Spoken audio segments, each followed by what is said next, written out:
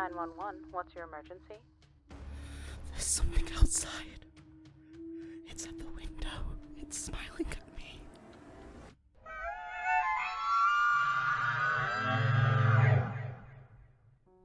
Hello, book nerds. Welcome back to In Between the Lines. If you're new here, hello, my name is Noah, and we basically just do reviews on anything that is inscribed on dead trees, because apparently we're all about that morbidness this month with Don't Die July.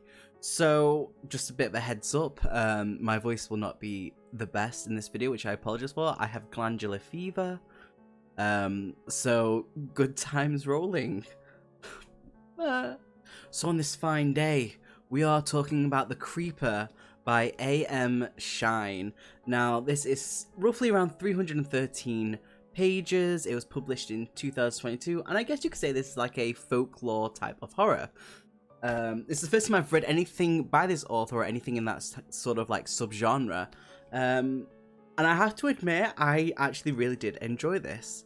But we're going to do what we normally do, is where we talk about the story, and then we dive into like what we review and how we rate things, which is characters, story / plot, world building, rereadability, and fun factor. But we're just going to go straight into the story. So for the story, we have Dr. Alec Sparling, I believe is how you pronounce it, who is a renowned academic who decides to hire two people, Ben French, who is a historian, and Chloe Coogan, who is an archaeologist. And I'm so happy I was able to say that there, because normally I fail. Basically, he hires them to go and check out a very remote village in Ireland. It's very isolated and pretty much a forgotten place. There's nothing in the history books about this place. It's just an unknown and closed off from the world, basically. So when Ben and Chloe arrive at the village, the locals don't want anything to do with them. They basically won't tell them anything. They are very closed off, and then they go into what we like to call a little lockdown, because they are scared of some form of nameless thing that they will not tell Ben and Chloe while they're there trying to do a bit of research about this place. That is until a little shitling, a little girl, who decides to kind of dance around the two, laughing, and decides to tell them this. 3 times you see him. The first night, he's far away. And then the next night, he's closer, so close that you can see him, and he can see you. Then on the 3rd night, his big ugly face is at your window. The 4th night is your last one, because then, uh-oh. And the uh-oh thing is something that I love, because that is very much what a kid would say. And how they would do things, because kids are creepy.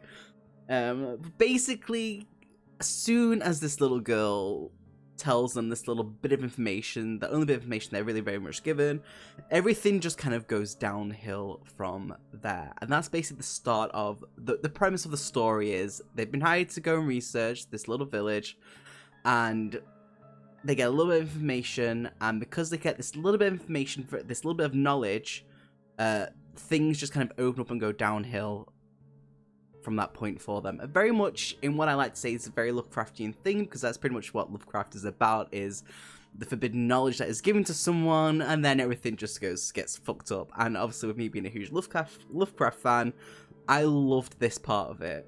So, we're going to go and dive into the bit of where I do the reviews. This is where I talk about the characters, the story and plot, the world building, the rereadability, and the fun facts. And I give you a little bit of what my thoughts are to this.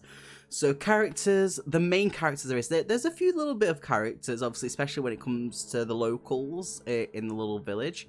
I'm not going to really talk about them, because that's something separate, and if you want to know about them, you're going to have to just read the book. So, Alex Sparling, he's a older gentleman. He's kind of this little bit of another enigma in the story, because we don't really know much about him, apart from that he's very set in his ways when it comes to time. He's very time orientated, and for very specific reasons that we find out in the book. We also don't really know what he is a doctor of, academic of. it's a little bit of information that isn't really given to us, but you know, he's got the money behind it, which is the thing there that goes well with the story. We have Ben French, our main guy, very youngish man. He's graduated as a historian. He's very much a failed graduate though.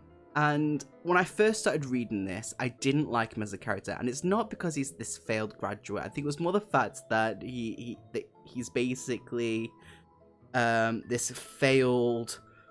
He has this failed father trope that's kind of attached to him, to this 3-year-old girl.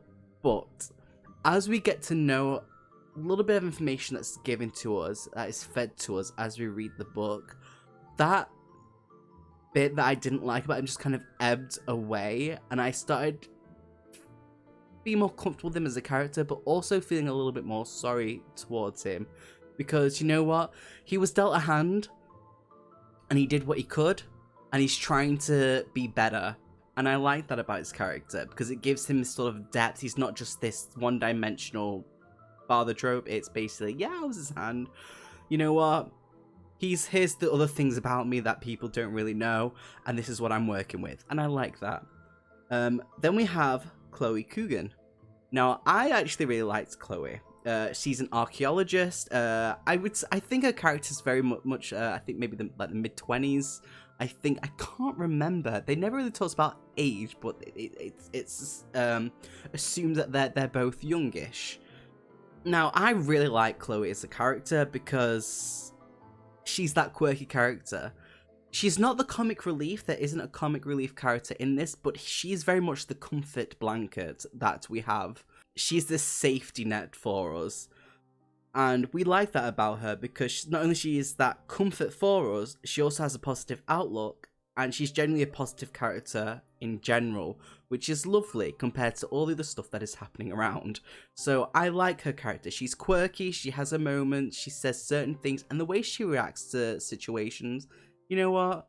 I think a lot of us would react that way, but also same could be said for Ben, because the way he reacts about certain things, I'm pretty sure I would react the same way too. Now we're going to dive into the story and plot. So we've talked about the story, about how they are approached and basically hired, which is a fantastic story. I love that story. It works well. The plot itself, it flows very well. While a lot of people with this, because it's a very descriptive story, and I love this about the story because it makes things easier to imagine, especially when it comes to the atmosphere and the feeling of claustrophobia, which is perfect, and it flows so well. A lot of people find that it can be a bit slow, but I genuinely enjoyed the pace of this book. I think it went very well for what it was trying to do, especially with this being the first time me reading this type of like folklore type of story. I like it. World building, you know, world building is difficult. I've never been to Ireland. I do terrible Irish accents, and I'm not even going to attempt to do that because that would be very, very bad. But it doesn't mean that it's a bad thing that the world building isn't really there, because you know why? They're going to this unknown place, and because it's an unknown place and it doesn't have roads, because technology is like, they don't have technology in this village. It's closed off from the world. It's dead. It doesn't exist the rest of the world. I like that. So yeah, it's going to have this unknown sort of factor to it, which is fine. It works very well for what it wants to do. There's not much else to say for that. It just does it very well. Some people will find it a bit difficult with it being such an unknown sort of area. But it is what it is. It works well with what it's got. Re-readability. Absolutely, I will happily read this book again. It's very well done. It's very clever. And it was just a very good read. You know, I think that I'm going to struggle with these types of reads, but I don't. It just, as soon as I started, it just flowed until it got to a point where I was like, oh, it's getting a bit late. I've just realized how late it is. I've been reading for like a couple of hours. It's very, very good.